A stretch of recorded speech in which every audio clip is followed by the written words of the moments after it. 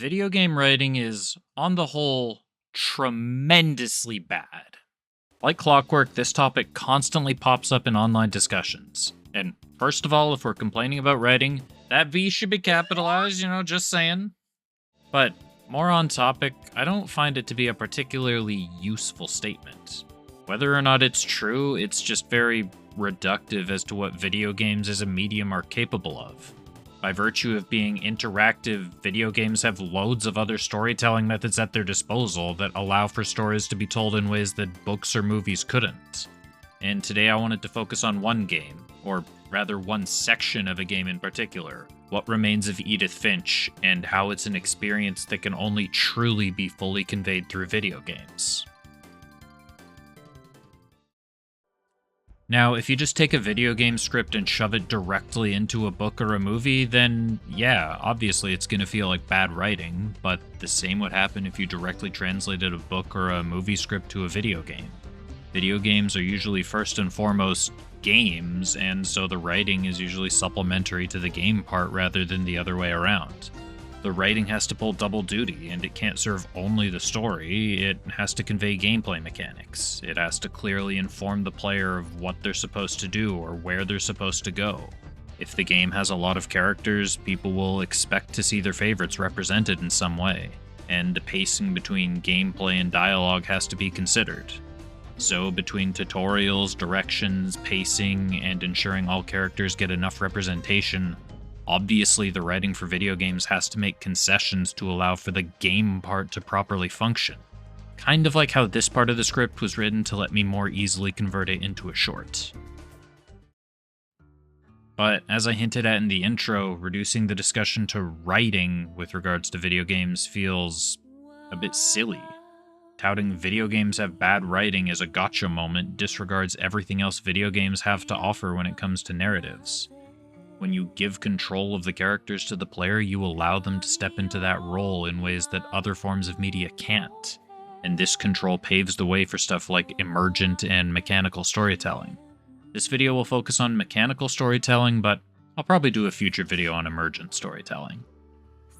I'm not actually sure if there's a more proper name for what I'm calling mechanical storytelling or not, but what I mean by mechanical storytelling is when the game's mechanics or the controls contribute to the story in a notable way.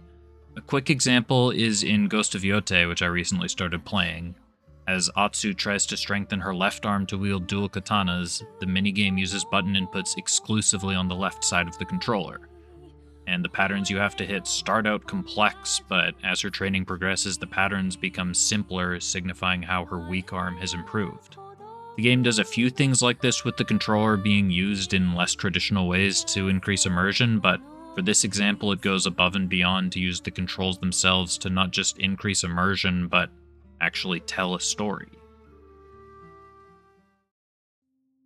There are a handful of games that do something similar to this, but my favorite example is Lewis's section from What Remains of Edith Finch.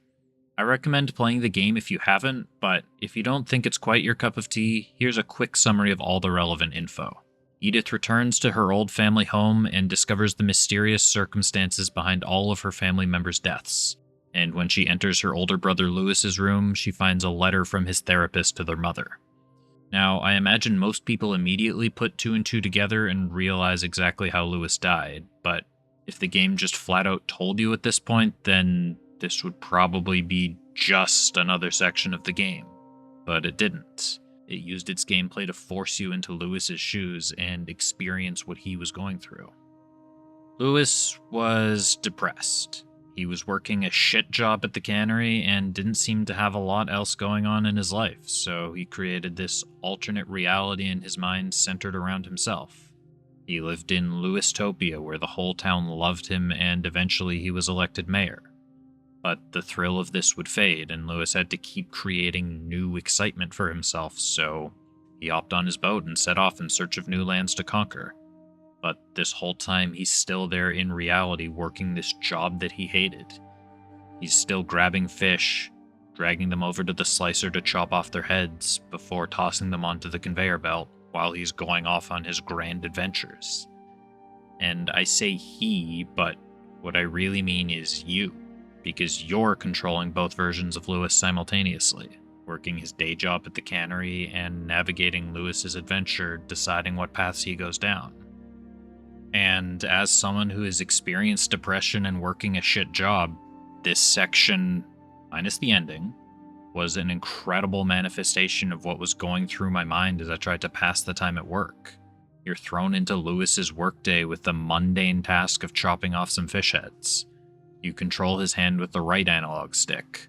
Left, right, up, repeat.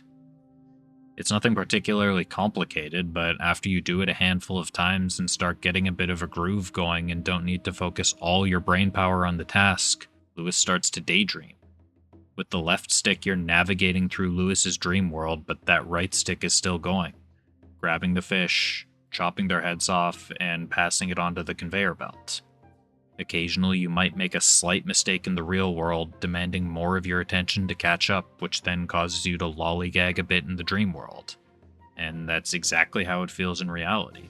When I worked as a grocery clerk, I tried to work on autopilot as much as physically possible while something else was going on in my head, but sometimes I'd find a product I hadn't seen before, or the tills were super busy and I'd get paged to cover a check stand, or a customer would ask me where something was, and I'd have to pause my thoughts to address whatever had just come up.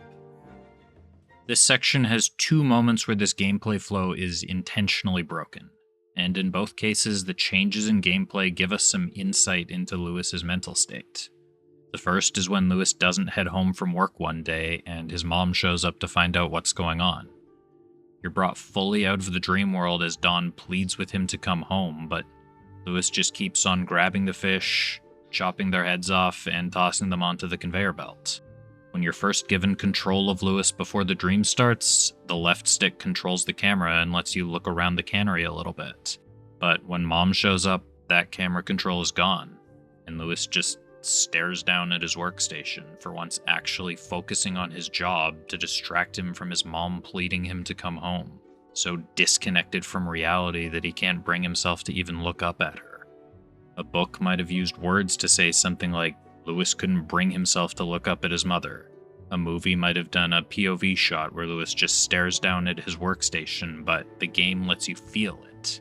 In a near identical situation earlier, we had the ability to maneuver the camera almost however we pleased, but no longer. No matter how much we might want to see his mother's reaction, her disappointment, her anger, the game has removed that control from us, and that lack of control speaks.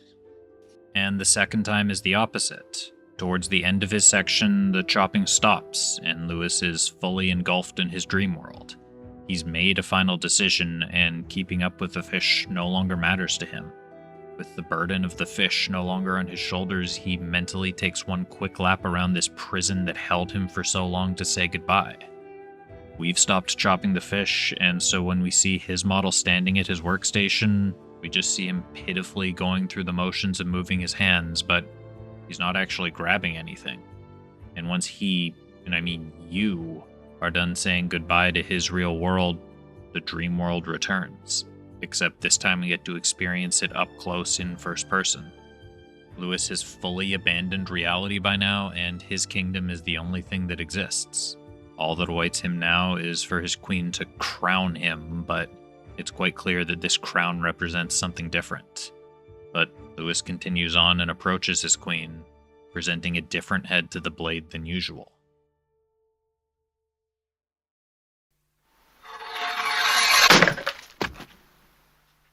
The way Lewis's story is told completely relies on the mechanical storytelling that being a video game allows for. A book or a movie could have literally told the same story, and it could have even still been a compelling or emotional piece. But there's just no way to have fully conveyed this experience through any other medium. By stepping into Lewis's shoes, we're not just being told about this depressed man who couldn't cope with life. We are that depressed man who couldn't cope with life. We get first-hand experience of his apathy towards his job and his desire to seek out more thrilling experiences, but we also can't put down his job. As we're conquering Minneapolis or saving a beautiful prince, we can't just ignore the cannery. It's still there as this subtle reminder of the life that Lewis wants to escape from. The fish, this video game's manifestation of depression. I wasn't just playing through a story of Lewis and his broken mental state. I was reliving my own journey through retail. I was right back there at my old job facing the store at the end of the night. I was working through the endless wall of backstop trying to free up the incredibly limited storage space we had. I was working 8 hours without a break because whoever ordered all the frozen food forgot to take into account that our backroom freezer was minuscule. And I was clumsily dissociating the whole time because, like Lewis, I hated it. And my method of coping through the day was to think of literally anything else. And once that fish was gone, I immediately recognized what that meant. You just spent the last almost 7 minutes straight grabbing the fish, chopping their heads off, and passing them on. So now that you're suddenly not doing that, alarm bells are ringing. Or at least they were to me. But much like how Lewis had accepted it in this moment, you probably did too. You knew exactly how this was going to end the moment you saw the therapist's letter. The only questions were how and when. You'd spent the last little while learning about Lewis and understanding him, but once you put 2 and 2 together and realized why you're no longer chopping fish and what that crown represents, it's not horrifying or shocking, because you're still in Lewis's perspective. You're relieved that you can relax that right arm and enjoy some tranquility. You're at a celebration in Lewis's dream world. He's about to be crowned king, after all.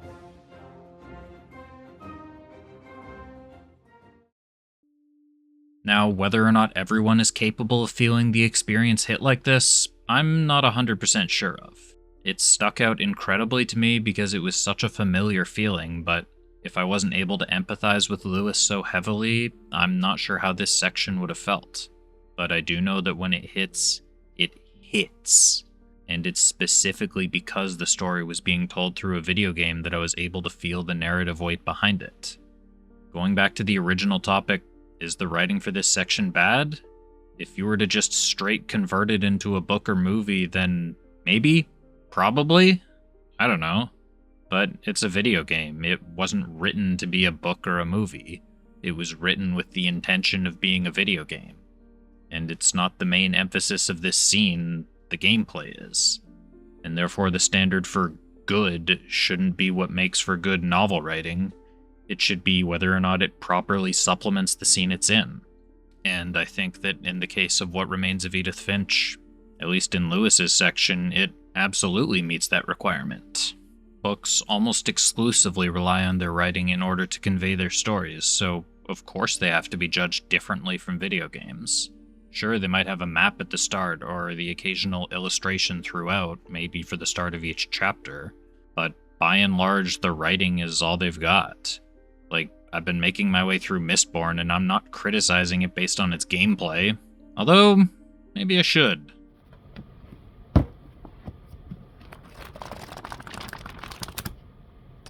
What is this shit, Brandon Sanderson? Where's all of Mistborn's gameplay?